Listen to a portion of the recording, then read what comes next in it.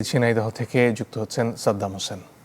জি সাদ্দাম, আপনি কোথায় আছেন? কি অবস্থা এখন? আসলে পাল্টাপাল্টি বিক্ষোভ হয়েছে, তারপর মামলাও নেওয়া হয়েছে, এখন কি অবস্থা?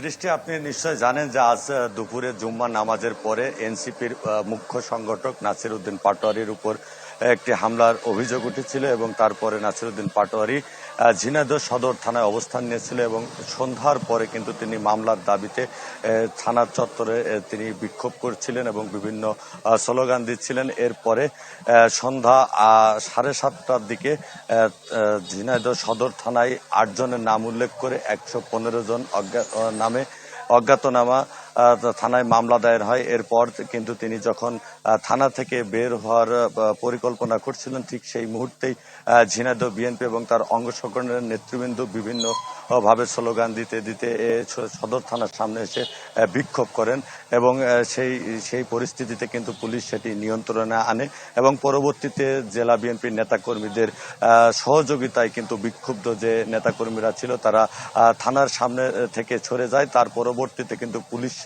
পাহারায় নাসির উদ্দিন পাটোয়ারি সহ কেন্দ্রীয় এনসিপির যে নেতৃবৃন্দ ছিল তাদেরকে ঝিনাইদহ ত্যাগ করেছেন এবং পুলিশ পাহারায় কিন্তু তারা এই ঝিনাইদহ ত্যাগ করেছেন এবং পরবর্তীতে পুলিশ এই পরিস্থিতি কিন্তু স্বাভাবিক করেছে।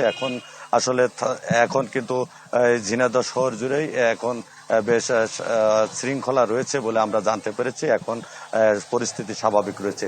তো দৃষ্টি, এই ছিল আমার কাছে সর্বশেষ। সাদ্দাম হোসেন, ধন্যবাদ আপনাকে আমাদের সাথে যুক্ত হওয়ার জন্য। দর্শক, সাদ্দাম হোসেন ঝিনাইদহ থেকে যুক্ত হয়েছিলেন।